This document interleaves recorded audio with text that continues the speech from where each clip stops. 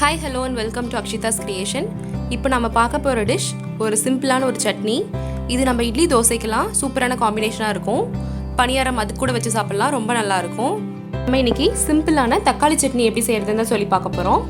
அதுக்கு முன்னாடி எங்களோட சேனல் இன்னும் சப்ஸ்கிரைப் பண்ணாதவங்க சப்ஸ்கிரைப் பண்ணுங்க. உங்களோட ஃப்ரெண்ட்ஸ் ரிலேட்டிவ்ஸ் எல்லாருக்கும் எங்களோட சேனல் ஷேர் பண்ணி சப்ஸ்கிரைப் பண்ண சொல்லுங்க. உங்களுக்காக நிறைய ரெசிபீஸ் காத்துட்டு இருக்கு.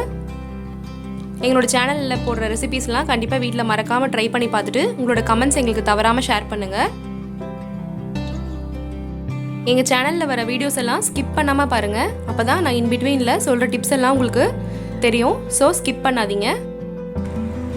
இப்போது நம்ம தக்காளி சட்னி எப்படி செய்யுதுன்னு சொல்லி பார்ப்போம். அதுக்கு ஸ்டவ்வில் ஃபஸ்ட்டு ஒரு வானல் வச்சுக்கோங்க. வானல் நல்லா ஹீட் ஆனதும் ஆயில் ஆட் பண்ணிக்கலாம். இப்போ நம்ம அதுக்கு தேவையானதெல்லாம் வதக்கிக்க போகிறோம். அதுக்காக தான் ஆயில் சேர்த்துக்கிறோம். ஆயில் நல்லா ஹீட் ஆயிடுச்சு. இப்போ நம்ம வச்சிருக்க கடலைப்பருப்பு சேர்த்துக்கலாம். ஒரு ஸ்பூன் அளவு கடலைப்பருப்பு எடுத்துருக்கேன், அது சேர்த்துக்கலாம். கடலைப்பருப்பு நல்லா பொரியட்டும், வெயிட் பண்ணுங்க. பூண்டு பல் ஒரு 4 வச்சிருக்கேன், அதை சேர்த்துக்கலாம். 2 காஷ்மீரி சில்லி எடுத்துருக்கேன். நல்லா கலர்ஃபுல்லாக இருக்குன்றதுக்காக நான் எடுத்துருக்கேன். நீங்கள் நார்மல் சில்லி வேணா கூட போட்டுக்கலாம்.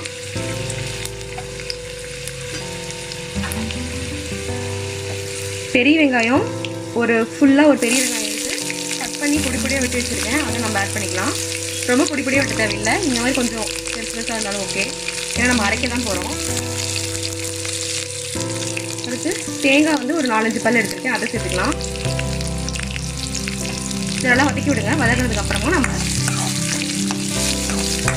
உப்பு இதெல்லாம் சேர்த்துக்கலாம்.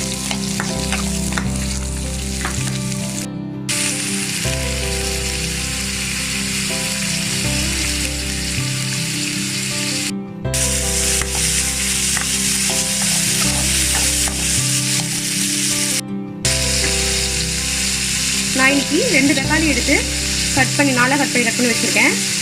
ஸோ அதை நம்ம இப்போ சேர்த்துக்கலாம்.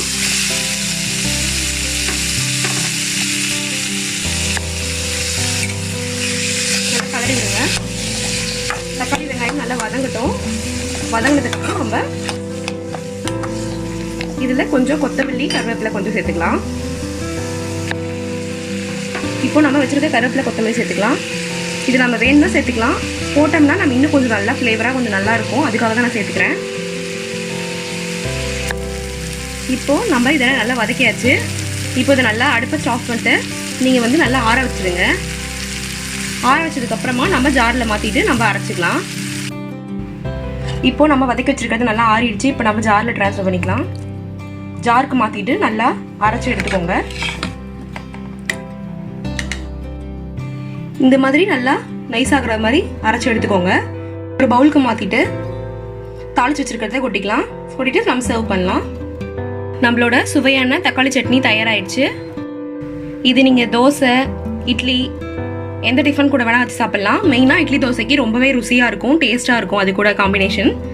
ஸோ எல்லோரும் உங்கள் வீட்டில் கண்டிப்பாக ட்ரை பண்ணி பாருங்கள். இது ரொம்பவே சிம்பிளாக அரைக்கக்கூடிய ஒரு சட்னி, ரொம்பவே டேஸ்ட்டாகவும் இருக்கும். செஞ்சு பார்த்துட்டு எப்படி இருந்துச்சுன்னு சொல்லி எங்களுக்கு கமெண்ட்ஸில் ஷேர் பண்ணுங்கள். எங்கள் சேனல் இன்னும் சப்ஸ்கிரைப் பண்ணலன்னா சப்ஸ்கிரைப் பண்ணுங்கள். உங்கள் ஃப்ரெண்ட்ஸ் ரிலேட்டிவ்ஸ் எல்லாருக்கும் எங்களோட சேனல் பற்றி ஷேர் பண்ணி சப்ஸ்கிரைப் பண்ண சொல்லுங்கள். தேங்க்ஸ் ஃபார் வாட்சிங். Keep supporting us.